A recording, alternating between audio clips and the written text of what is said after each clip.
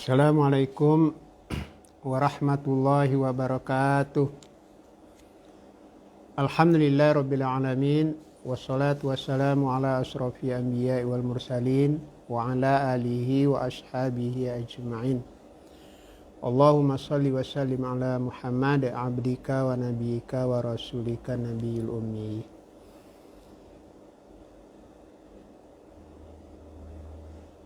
Ramadan, as-shaimu was-shaimat yang kami hormati, alhamdulillah pada hari ini kita telah diberi kesempatan oleh Allah Subhanahu wa taala untuk menyelesaikan Ramadan yang penuh keberkahan ini, yaitu selama 7 hari. Mudah-mudahan puasa kita itu diterima oleh Allah sebagai ibadah yang ikhlas, ibadah yang sebagai teman kita nanti waktu kita bertemu dengan Allah Subhanahu wa taala. Kemudian selawat beri salam kita kirimkan kepada Nabi kita Muhammad sallallahu alaihi wasallam, yang beliau adalah suri teladan dalam kehidupan kita, contoh dan sebagai ikutan yang insya Allah selama kita berpegang teguh dengan apa yang dibawa oleh Rasulullah, insya Allah kita selamat dunia dan akhirat. Pemirsa yang kami hormati, pada kesempatan ini kita pergunakan waktu menjelang berbuka lebih kurang 15 menit atau sampai 20 menit. Mudah-mudahan apa yang saya sampaikan ini dapat diambil hikmah, terutama pada diri saya sendiri. Mudah-mudahan pemirsa yang mendengar dapat menambah ilmu dengan apa yang saya sampaikan ini. Pemirsa yang saya hormati, bulan Ramadan adalah merupakan suatu bulan mendidik nafsu kita kepada nafsu-nafsu yang baik, yaitu nafsu mutmainnah. Di dalam diri kita ini terdapat sifat dua yang selalu bertolak belakang. Yang pertama yaitu nafsu, yang kedua adalah akal. Akal selalu membawa kita kepada hal-hal yang terbaik di dalam kehidupan kita, sedangkan nafsu selalu membawa kita kepada hal-hal yang bertentangan dengan apa yang diridhai oleh Allah Subhanahu wa taala, dan kemudian nafsu itulah yang selalu menjerumuskan kita, membawa kita kepada hal-hal yang tidak diridhai oleh Allah Subhanahu wa taala. Maka di dalam ajaran kita atau dalam Al-Quran, nafsu itu ada 3. Yang pertama disebut nafsu lawama, yang kedua disebut nafsu ammarah bisu, kemudian ada nafsu mutmainnah. Kemudian puasa ini adalah mendidik nafsu-nafsu yang jahat yang selalu mengarahkan kita kepada hal yang tidak diridhai oleh Allah Subhanahu wa taala, kepada nafsu-nafsu yang dicintai oleh Allah Subhanahu wa taala, membentuk kita itu menjadi nafsu yang mutmainnah yang dipanggil oleh Allah Subhanahu wa taala, ya ayuhan nafsul mutmainnah irji'i ila rabbiki radiyatan mardiyah. Pemirsa yang saya hormati, apabila manusia itu telah dipimpin oleh hawa nafsu, kalah akal oleh hawa nafsu, maka manusia itu lebih hina daripada binatang yang melata hidup di dunia ini. Kemudian apabila nafsu yang jahat bisa dipimpin oleh oleh akal yang sehat, akal yang membawa kepada kita yang baik, maka kita itu, nilai kita itu akan lebih mulia mungkin daripada malaikat. Kenapa begitu? Nafsu yang jahat apabila bisa mengalahkan akal kita yang sehat, maka kita itu akan lebih kejam, lebih jahat daripada binatang yang melata hidup di dunia ini. Kalau sekedar binatang, kalau dipimpin oleh hawa nafsunya, memang binatang itu dipimpin oleh hawa nafsunya dan dia itu mencari keinginan sesuai dengan hawa-hawa nafsunya. Kalau binatang, kalau hewan, kalau dia menginginkan nafsunya itu tercapai apa yang dia inginkan, dia itu tidak sekedar, dia itu hanya sekedar memenuhi nafsunya saja. Kalau dia masuk ke kebun orang, dia hanya sekedar memakan rumput, memakan daun umbi dan daun atau sayur-sayuran. Tetapi apabila manusia telah dipimpin oleh hawa nafsu yang jahat, nafsu yang ammarah bisu, maka manusia ini akan lebih kejam daripada binatang. Contohnya, apabila manusia itu dipimpin oleh hawa nafsu jahatnya, maka dia bisa saja nanti membunuh orang, memperkosa orang, kemudian mengambil harta-harta yang ada sama orang tersebut. Maka puasa inilah yang dididik oleh pendidikan yang ada di dalam bulan Ramadan ini. Bagaimana nafsu kita itu bisa menjadi nafsu yang dicintai oleh Allah, yaitu nafsu yang tenang, yaitu nafsu mutmainnah. Imam Ghazali, apabila manusia itu dipimpin oleh hawa nafsu, maka akan menimbulkan beberapa macam nafsu. Jadi apabila manusia itu telah dipimpin oleh hawa nafsu yang jahat, maka akan timbullah sifat-sifat. Di antaranya yang pertama disebut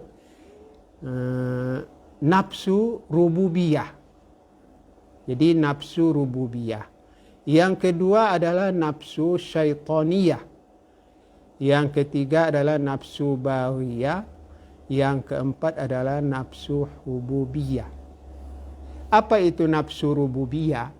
Jadi apabila manusia itu, kata Imam Ghazali, apabila dipimpin oleh dirinya itu oleh hawa nafsu yang jahat, maka akan menimbulkan yang pertama adalah nafsu rububiyah. Apa itu nafsu rububiyah? Nafsu rububiyah itu karena dia benar-benar telah dipimpin oleh hawa nafsu yang jahat, maka dia bisa saja nanti mengatakan ana rabbukum a'la. Itu seperti Fir'aun. Fir'aun itu adalah telah dipimpin oleh hawa nafsu yang jahat, maka dia berani mengatakan dirinya itu sebagai Tuhan. Ana rabbukum a'la. Saya ini adalah Tuhanmu yang tinggi. Ini apabila manusia itu dipimpin oleh hawa nafsu. Itu nafsu yang paling jahat sekali, sehingga dia mengatakan dirinya itu adalah Tuhan. Yang kedua adalah apabila manusia itu dipimpin oleh nafsu, maka akan menimbulkan nafsu syaitaniyah, yaitu nafsu yang dipimpin oleh syaitan. Hawa nafsunya dipimpin oleh syaitan. Kita tahu syaitan itu pasti mengajak kita kepada hal-hal yang tidak diridhai oleh Allah Subhanahu wa taala. Jadi orang yang apabila dipimpin oleh hawa nafsu, maka perbuatannya, kemudian tingkah lakunya akan selalu dipimpin oleh syaitan kepada hal-hal yang tidak baik, yang tidak diinginkan oleh Allah Subhanahu wa taala. Yang kedua akan menimbulkan nafsu baghiyah, yaitu nafsu kebinatangan. Jadi apabila manusia itu telah dipimpin oleh hawa nafsu yang jahat, maka akan menimbulkan nafsu baghiyah, yaitu nafsu kebinatangan. Kita tahu apa sifat binatang? Sifat binatang itu adalah selalu mengarah kepada nafsu berahi. Jadi nafsu berahi itu adalah mengarah kepada kelamin. Jadi nafsu yang sangat dibenci oleh Allah Subhanahu wa taala, yaitu nafsu binatang. Makanya kita tengok sekarang banyak orang-orang telah dipimpin oleh hawa nafsu, seperti pergaulan bebas, kemudian dia bercampur di antara laki-laki dan perempuan yang bukan mahram, dan dia melakukan hal-hal yang tidak diinginkan oleh Allah Subhanahu wa taala. Ini adalah nafsu kebinatangan, karena nafsu kebinatangan itu adalah nafsu yang mengarah kepada seksual, kemudian pergaulan bebas dan lain-lain. Jadi apabila manusia itu dipimpin oleh hawa nafsu, maka akan timbullah nafsu kebinatangan. Dan kemudian yang keempat adalah nafsu hububiyah, yaitu nafsu keserigalaan. Jadi apabila manusia itu dipimpin oleh hawa nafsu, tidak berfungsi akal terhadap dirinya, maka akan timbul nafsu hububiyah, yaitu nafsu keserigalaan. Kita tahu nafsu serigala itu adalah nafsu yang tidak pandai, tidak memandang siapa yang di depannya. Pokoknya siapa yang di depannya itu adalah musuhnya. Jadi orang yang telah dipimpin oleh hawa nafsu hububiyah atau serigala, dia tidak akan memandang siapa yang di depannya. Yang penting nafsunya tersalur, apakah orang dekat, apakah teman dia, apakah ibu bapaknya, dan yang penting nafsunya itu tersalur di dalam menginginkan sesuatu. Ini adalah nafsu serigala. Jadi nafsu serigala itu dia tidak mempertimbangkan siapa di depannya, yang penting nafsunya bisa tercapai apa yang diinginkannya. Kemudian apa gejala-gejala orang yang telah diinggap oleh hawa nafsu yang jahat ini? Jadi gejala-gejala orang yang telah dihinggap oleh nafsu yang jahat ini adalah, yang pertama, dia itu hidupnya gelisah dan keluh kesah. Jadi hidupnya keluh kesah, kemudian dia itu gelisah. Jadi orang yang telah dipimpin oleh hawa nafsu, dia itu selalu hidupnya gelisah, tidak tenang. Karena nafsunya itu tidak bergantung kepada apa-apa sifat yang telah digariskan oleh Al-Quran dan Sunnah Rasulullah SAW. Jadi gelisah dan keluh kesah, melihat orang saja bahagia, melihat orang bahagia dia akan gelisah dan selalu keluh kesah. Dan dia itu tidak puas dengan apa yang telah diberikan oleh Allah kepadanya. Dia selalu merasa dirinya itu tidak pernah mendapatkan sesuatu apa yang diinginkannya. Ini adalah orang atau gejala-gejala orang yang telah dihinggap oleh hawa nafsu yang tidak dipimpin oleh akal yang sehat. Yang kemudian gejalanya adalah pendangkalan rasa. Jadi orang yang nafsunya, dirinya telah dipimpin oleh hawa nafsu. Yang kedua adalah pendangkalan rasa, yaitu tidak cepat terkesan dengan rahmat Allah. Jadi orang yang telah dipimpin oleh hawa nafsu, maka dia itu tidak cepat reaksinya atau terkesan dengan nikmat-nikmat yang telah diberikan oleh Allah kepadanya. Jadi dia selalu merasa keluh kesah dan selalu gelisah, sekalipun dia sudah diberikan oleh Allah nikmat-nikmat yang banyak kepadanya. Karena dia ini telah dipimpin oleh hawa nafsu yang jahat. Kemudian gejalanya adalah liar terhadap kebenaran. Jadi orang yang telah dipimpin oleh hawa nafsu, dia liar terhadap kebenaran. Jadi orang yang telah dipimpin oleh hawa nafsu yang jahat, dia susah menerima nasihat-nasihat dari orang. Kemudian dia itu tidak bisa menerima nasihat atau kebaikan-kebaikan yang diarahkan oleh teman atau orang lain.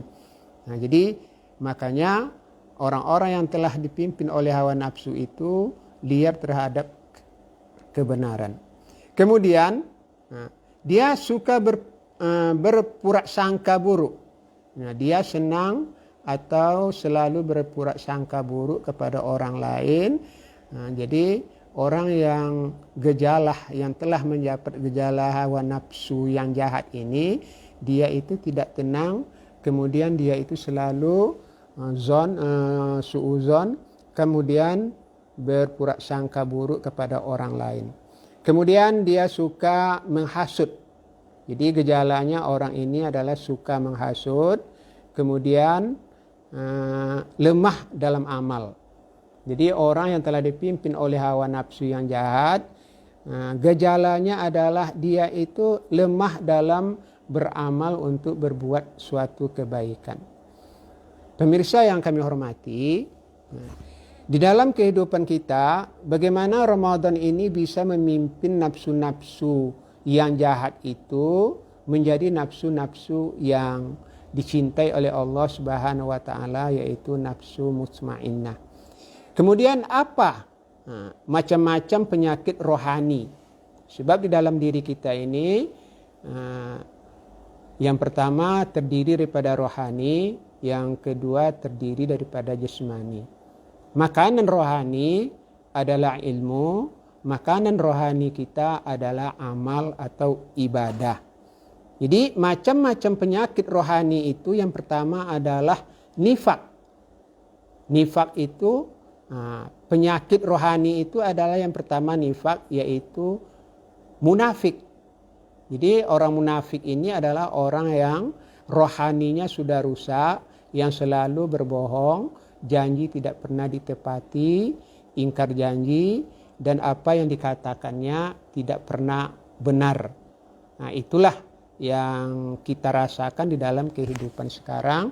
Susah mencari orang yang benar sekarang, yang benar di dalam kehidupan kita sekarang ini. Kenapa? Karena diri kita itu selalu dihinggap oleh penyakit-penyakit rohani. Yang kedua adalah macam-macam penyakit rohani itu adalah hasad atau iri hati. Yang ketiga adalah sedih atau duka cita, lemah kemauan, malas, pengecut, kikir, senang berhutang, senang menganiaya. Nah, ini adalah macam-macam penyakit rohani. Dia selalu merusak dirinya sendiri, kemudian dia itu malas, pengecut, kikir, senang berhutang. Karena orang yang dihinggap oleh penyakit rohani ini, dia selalu ingin dirinya mendapatkan sesuatu yang mudah tanpa ada usaha. Kemudian orang yang telah dihinggap oleh penyakit rohani ini, yaitu sifatnya selalu banyak mubazir. Mubazir itu dia tidak melakukan hal-hal yang terbaik di dalam kehidupannya. Kemudian macam-macam penyakit rohani ini adalah mementingkan diri sendiri, yaitu egois. Pemirsa yang kami hormati, di dalam bagaimana kita itu memberantasi atau mengatasi atau metode pengobatan penyakit-penyakit rohani yang ada di dalam diri kita ini. Setan itu masuk ke dalam diri kita itu ada beberapa hal. Jadi setan itu masuk ke dalam diri kita, caranya ada pada kesempatan-kesempatan yang kadang-kadang kita tidak serius di dalam mengatasinya, sehingga setan-setan itu bisa mudah masuk ke dalam diri kita. Yang pertama, setan itu mudah masuk ke dalam diri kita, yaitu di saat kita itu sangat mencintai sesuatu. Jadi setan itu masuk ke dalam diri kita di saat kita itu sangat mencintai sesuatu. Apabila kita itu, nafsu kita itu benar-benar mencintai sesuatu berlebihan, maka disitulah syaitan itu akan masuk ke dalam diri kita dan mempengaruhi pikiran-pikiran kita kepada hal-hal yang tidak baik. Kemudian syaitan itu bisa masuk ke dalam diri kita di waktu kita itu sangat marah sekali. Jadi apabila kita itu, diri kita itu tidak terpimpin lagi di dalam keadaan kita marah, maka di waktu kita marah itulah setan itu mudah memasuki diri kita. Sehingga di waktu kita marah itu setan akan bisa memimpin kita kepada hal-hal yang tidak baik. Yang ketiga, di waktu kita itu sangat takut sekali. Jadi syaitan itu masuk kepada diri kita adalah di waktu kita itu sangat merasakan takut.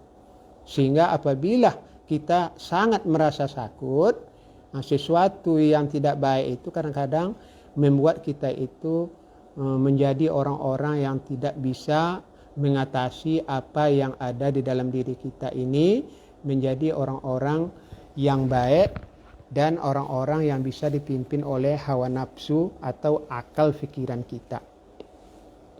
Sedang pemirsa yang saya hormati, nafsu-nafsu yang bersarang dalam diri kita ini, memang kalau kita tidak benar-benar ingin memimpinnya kepada hal-hal yang terbaik, maka kita itu akan selalu terombang-ambing di dalam kehidupan yang tidak dipimpin oleh akal yang sehat kita. Jadi apa metode-metode pengobatan akal nafsu yang jahat ini? Metode-metode yang bisa mengatasi nafsu yang jahat ini, yang pertama kita itu harus beragama. Jadi dengan agama maka nafsu kita itu bisa dipimpin kepada hal-hal yang baik di dalam kehidupan kita. Sebagaimana Allah berfirman di dalam surah Yunus, ya ayuhan nas qad ja'atkum mau'izah mir rabbikum wa shifaa'un lima fis sudur wa hudaw wa rahma lil mu'minin. Hai manusia, sungguh telah datang kepada kamu Al-Quran dari Tuhan kamu. Al-Quran itu adalah shifa'ul lima fis sudur, yaitu obat yang paling ampuh di dalam hati kita. Kemudian hudaw wa rahmatul lil mu'minin, yaitu petunjuk dan rahmat bagi orang-orang yang beriman. Jadi yang pertama, metode untuk pengobatan nafsu yang ada di dalam diri kita ini, yang pertama yaitu kita harus beriman dan beragama. Yang kedua, supaya nafsu kita itu bisa dipimpin, yaitu kita harus bertaubat. Jadi menyesali atas segala kesalahan-kesalahan perbuatan yang telah kita lakukan di masa-masa yang telah lewat. Kenapa? At-taibu min zanbin kaman la zambalahu. Orang yang taubat daripada dosanya sama dengan orang yang tidak berdosa lagi. Jadi mari kita ambil Ramadan ini benar-benar untuk kita isi dengan memperbanyak amal, sehingga amal-amal yang kita lakukan itu dapat menghapus dosa-dosa kita yang telah lewat, sehingga nafsu-nafsu yang jahat kita itu bisa dipimpin oleh Ramadan ini. Karena kita dengan Ramadan ini kita bertekad untuk membersihkan diri kita menjadi manusia-manusia yang dicintai oleh Allah Subhanahu wa taala, dan kita nanti setelah Ramadan itu benar-benar kita terhapus dan menjadi manusia-manusia yang tidak berdosa lagi, seperti bayi yang dilahirkan oleh ibunya tanpa ada dosa. Kemudian untuk mengobati atau metode pengobatannya yang ketiga adalah mengawas diri atau waspada. Jadi selalu kita itu mengawas diri terhadap hal-hal yang tidak baik di lingkungan kita. Kenapa? Karena Rasulullah bersabda, tuba liman shaghalahu ghaibuhu min uyubin nas. Bahagialah orang yang sibuk dengan aibnya sendiri daripada orang yang sibuk dengan aib orang lain. Jadi kita mengawasi diri, kita sibuk untuk mengatasi diri kita sendiri, mendidik diri kita sendiri, daripada kita selalu menceritakan atau mencari-cari aib orang lain. Kemudian yang terakhir yaitu memperbanyak ibadah, sholat, zikir, dan mengerjakan sholat-sholat sunat. Terutama di bulan-bulan Ramadan ini adalah bulan yang penuh amal, diutamakan memperbanyak amal-amal yang sunat-sunat. Karena amal yang sunat di bulan Ramadan ini nilainya sama dengan yang wajib atau yang fardu di bulan yang lain. Sedangkan yang fardu yang kita lakukan di bulan Ramadan sama nilainya 70 kali lipat fardu di bulan-bulan di luar bulan Ramadan. Sedang pemirsa yang saya hormati, barangkali karena waktu sudah habis atau sudah hampir berbuka, maka cukup sampai di sini. Mudah-mudahan apa yang saya sampaikan ini bermanfaat bagi diri saya sendiri dan bagi kita bersama. Mohon maaf sekali lagi kalau ada penyampaian saya yang tidak berkenan. Mohon maaf. Wassalamualaikum warahmatullahi wabarakatuh.